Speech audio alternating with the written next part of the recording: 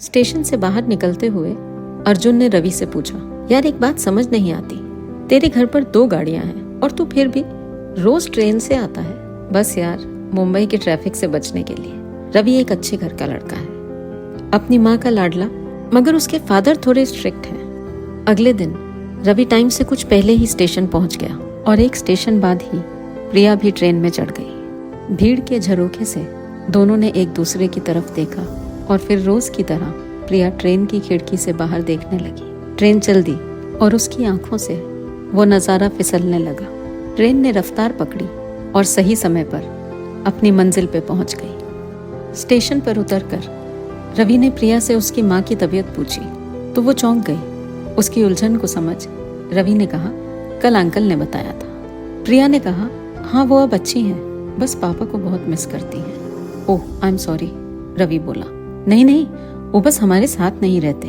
ये बात सिर्फ मेरे करीबी दोस्त ही जानते हैं। पता नहीं क्यों मैं आपको और प्रिया ने अपने पिता के बारे में बताना शुरू किया।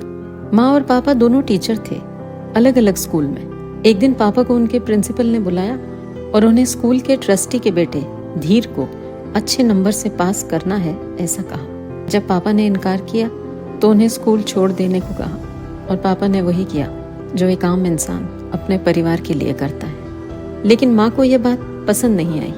अब हर बार प्रिंसिपल पापा को धीर के बारे में कहते और बदले में धीर पापा को एक महंगा गिफ्ट देता जो उन्हें ना चाहते हुए भी एक्सेप्ट करना पड़ता। बस माँ और पापा की अनबन बढ़ने लगी। एक दिन पापा के स्कूल में फंक्शन था। माँ और मैं भी वहाँ गए और वहाँ ट्रस्टी साहब का बेटा, बड़ा बेटा, वो भी आया था। वो और उसके पिता वहाँ हमसे मिले और फिर वो अक्सर मेरे कॉलेज के बाहर आने लगा।